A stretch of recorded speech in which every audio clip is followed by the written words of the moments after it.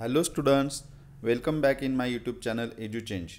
Today we are going to solve some questions, some pointers from standard 6th and name of the lesson is 3.5 the duck and the kangaroo. So first of all I am going to read the first question from pointer. Are you ready with me? Okay. First question. Form groups of 3. Play the roles of the narrator, the duck and the kangaroo and read the poem aloud with proper pauses and intonation. मित्रांनो हा प्रश्न सोडवताना पहा यामध्ये काय करायचं आहे आपल्याला तीन विद्यार्थ्यांचा एक ग्रुप करायचा आहे. तीन तुमचे मित्र असतील तिघांचा एक ग्रुप करायचा आणि त्या ग्रुपमध्ये तुम्हाला ही जी स्टोरी आपण वाचली तर ती स्टोरी तुम्हाला काय करायची आहे कथाकथन पद्धतीने आणि नाट्यीकरण पद्धतीने सादर करायची आहे. You have to play the roles of narrator, the duck and the kangaroo असे तीन राहतील. नॅरेटर, द डक आणि कांगारू. तर हा प्रश्न कशासाठी तयार करायचा आहे तुम्हाला हे बसवायचं का तर तुमचं इंग्लिश रीडिंग आणि प्रनन्सिएशन सुधारावं म्हणून. तर हे आवर्जून हा प्रश्न अतिशय सोपा आहे. तुमच्या घरामध्ये तुमची भावंड असतील त्यांना मदतीला घेऊन किंवा तुमचे आई वडील असतील त्यांना मदतीला घेऊन तुम्हाला या प्रश्नाचं सराव करायचा आहे. आता नॅरेटर म्हणजे काय तर नॅरेटर म्हणजे कथन करणारा, जो ही गोष्ट सांगतो त्याला नॅरेटर म्हणायचं. नंतर द डकचे संवाद तुम्हाला माहीत आहेत आणि कांगारूचे पण.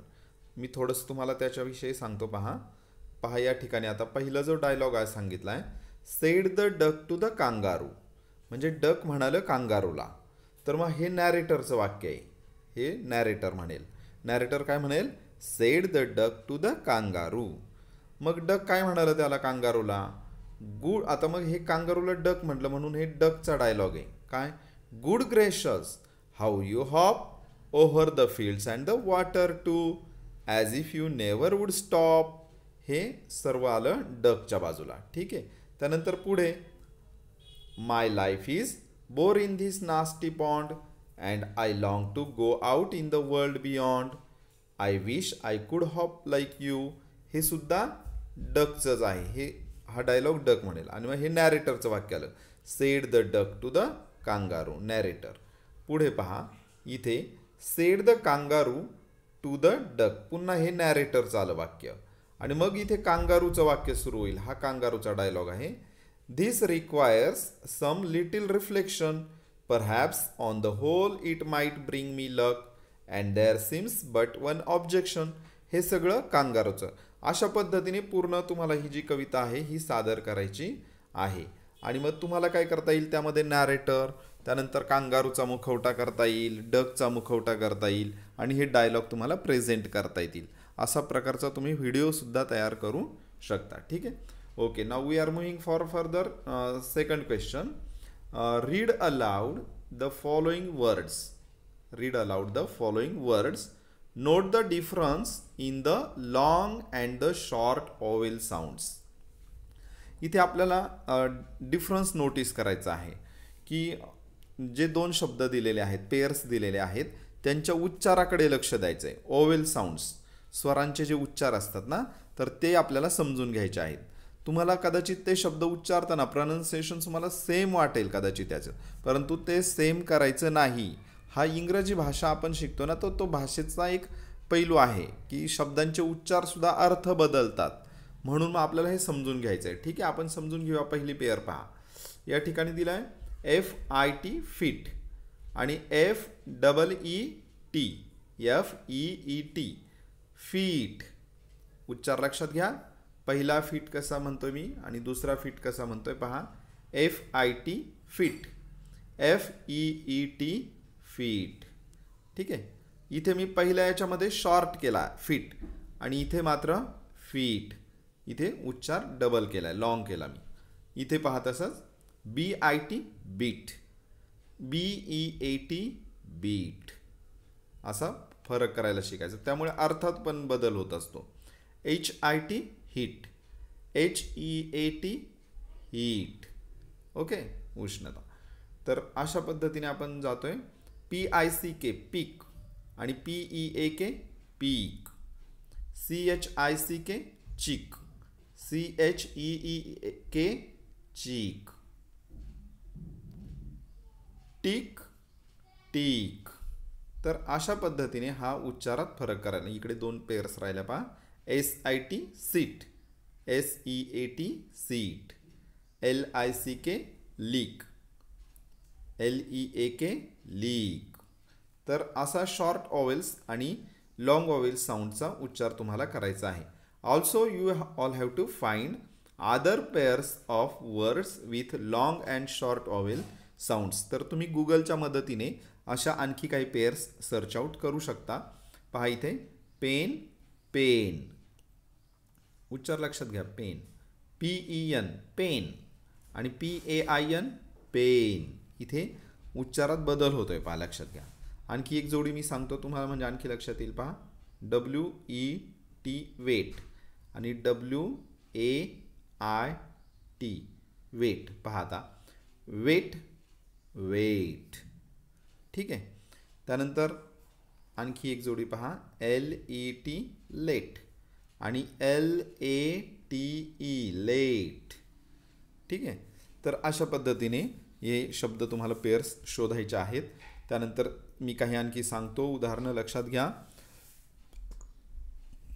Weight wait, fail fail, late late, sale sale, take take, waste waste, men men. तर अशा पद्धतीने तुम्ही ते आणखी पेअर्स लिहायचे आहेत. Okay. Question number 3. Put the following events in the order in which they took place. आता हे कधी घडले ना प्रसंग, ते घडलेल्या प्रसंगांचा क्रम तुम्हाला लावायला सांगितलेला आहे. इथे दिलेले जवळजवळ किती वाक्य दिलेत? 8 वाक्य दिलेत. 1 2 3 4 5 6 7 8. इथे 8 वाक्य दिलेत. मी तुम्हाला त्यांचे मराठीत अर्थही सांगतो, त्यानुसार तुम्ही काय करा, त्यांचे क्रम लावायचे. आता पहा इथे ए वाक्य कोणतं दिले पहा. The duck told the kangaroo about his wish. म्हणजे बदकाने कांगारूला त्याची इच्छा सांगितली. The duck told the kangaroo about his wish. B वाक्य पहा. The duck was bored. Duck अतिशय डल झालं होतं, बोर झालं होतं डक. त्यानंतर the duck lived in a pond. बदक तळ्यामध्ये राहायचं. The kangaroo agreed to take the duck with him. कांगारूने मान्यता दिली की बा मी डकला घेऊन जाऊ शकतो, असे त्याने मान्य केलं. The kangaroo thought about it. कांगारूने विचार केला त्याविषयी. त्याने जो प्रस्ताव मांडला बदकाने की बा मला या नास्टी पॉन्डमधून बाहेर पडायचं आहे आणि जग पाहायला हिंडायचं आहे, तर मग ते त्याच्यावर विचार केला. त्यांनी सांगितलं मी रिफ्लेक्शन करायची गरज आहे, आणि मग त्याने विचार केला. तसं the kangaroo thought about it. त्यानंतर the duck decided to talk to the kangaroo.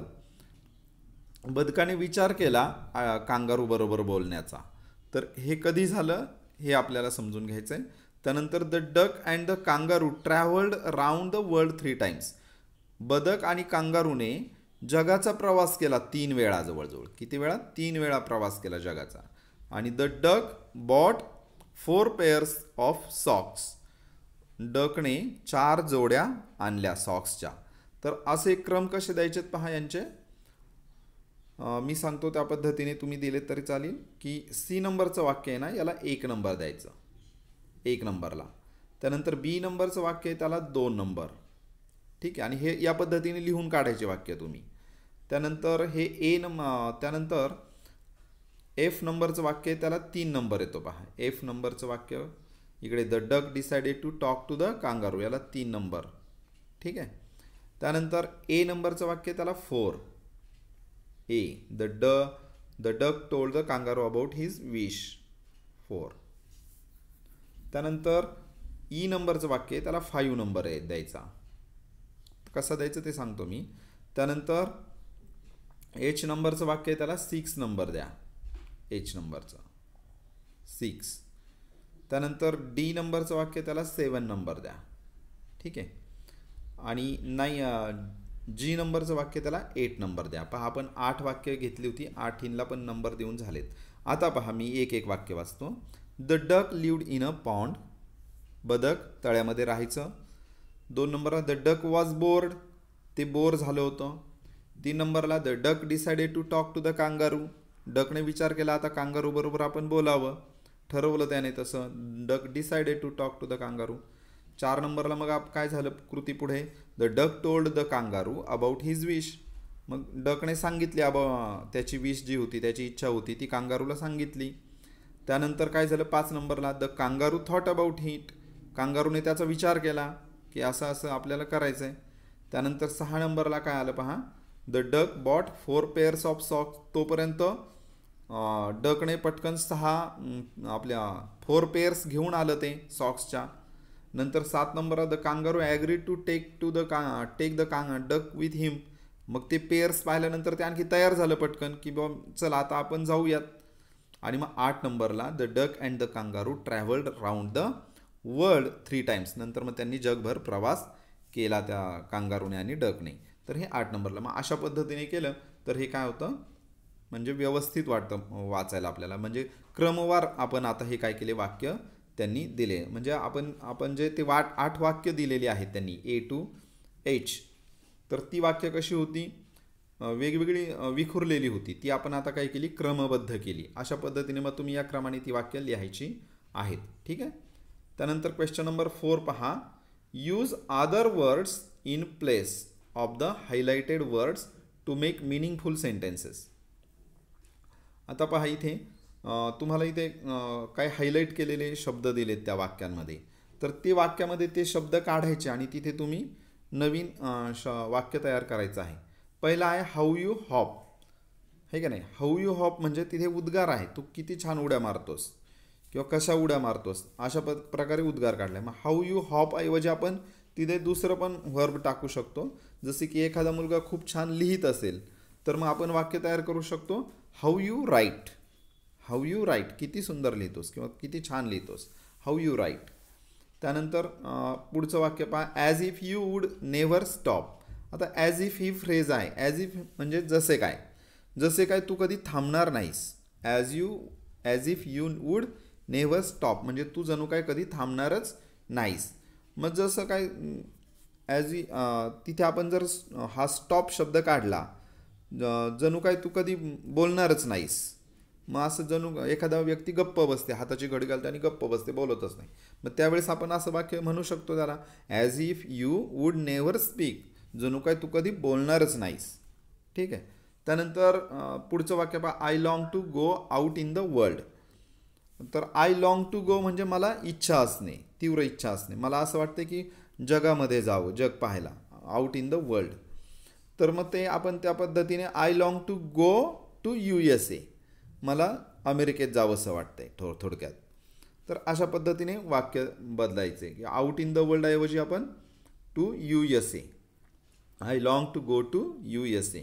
किंवा आणखी दुसरंही काय, आय लाँग टू, समजा गो जरी काढला, I long to eat mango, मला आंबा खावासा वाटतोय. तर अशा पद्धतीने तुम्ही त्यामध्ये बदल करून आणखी वाक्य लिहायची आहेत. आय विश आय कुड hop like you. I wish म्हणजे मला अशी इच्छा आहे की मी तुमच्याप्रमाणे उड्या मारू शकेन, लाईक यू. मग तिथे आता तुमच्याप्रमाणे मी उड्या मारू शकेन, त्याऐवजी तुमच्याप्रमाणे मी वाचू शकेन.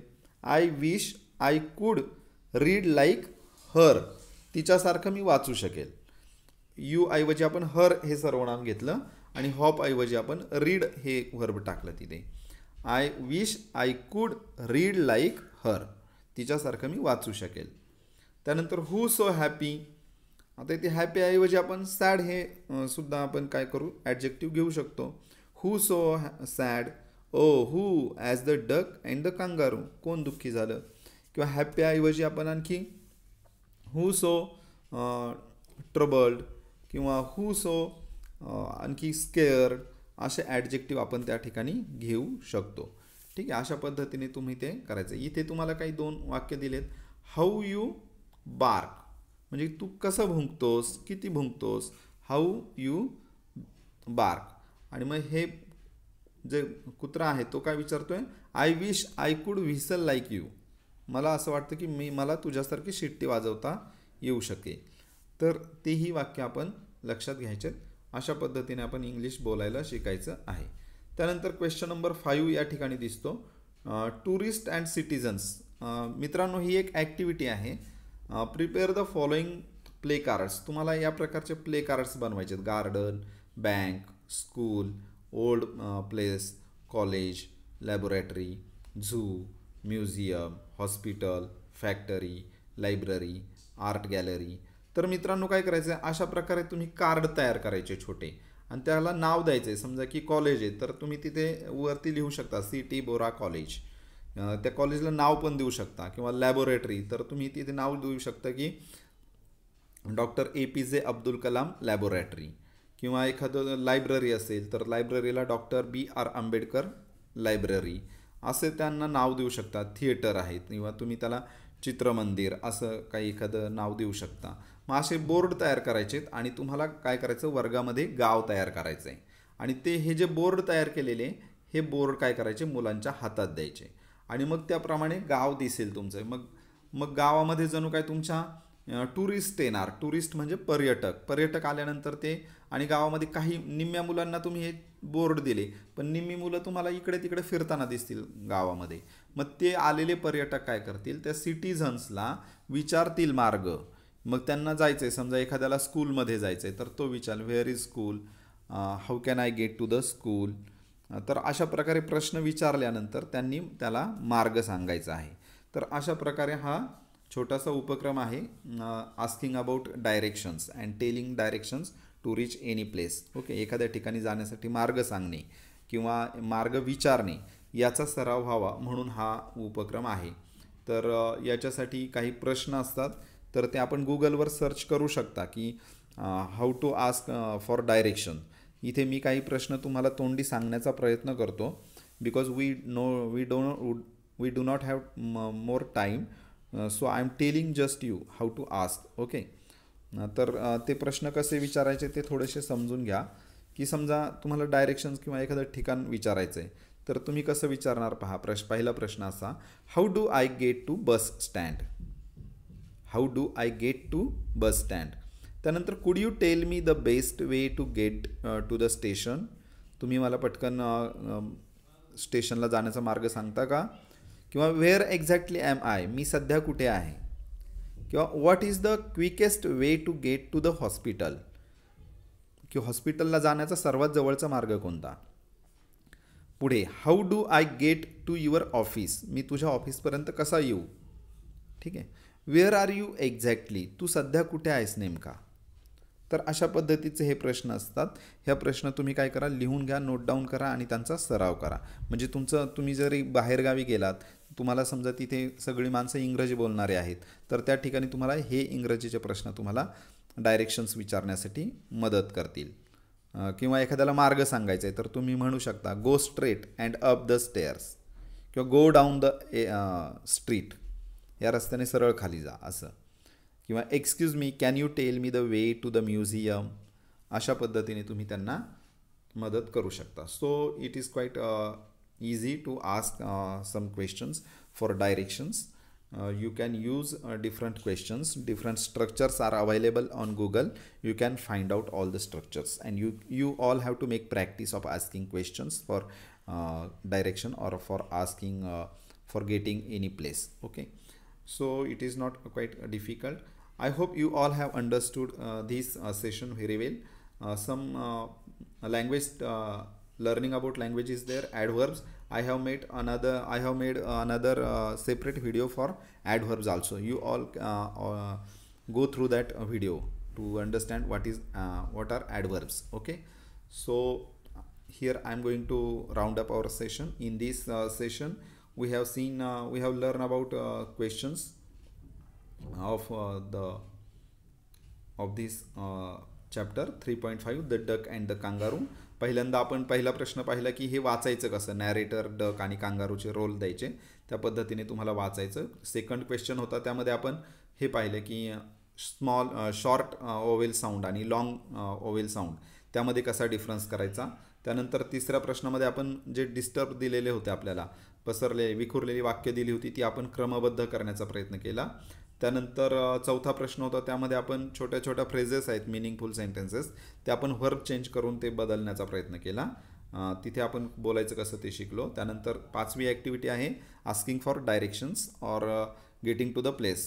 तर तुम्ही छोटं वर्गामध्ये गाव तयार करून मग त्या गावामध्ये एखाद्या ठिकाणी जाण्याचा मार्ग तिथल्या सिटिझन्सला, नागरिकांना तुम्ही विचारायचे आहेत. अशा पद्धतीने हा प्रश्न करायचा आहे. आणि नंतर ॲडव्हर्ब्स, ते ॲडव्हर्बचा सेपरेट व्हिडिओ तयार केलेला आहे. So I hope you all have understood this videos very well. If you have any difficulty or any question in your mind, you can call me or you can comment me. I will try to explain it. I am very thankful for watching my video. So bye everyone. Thank you all of you.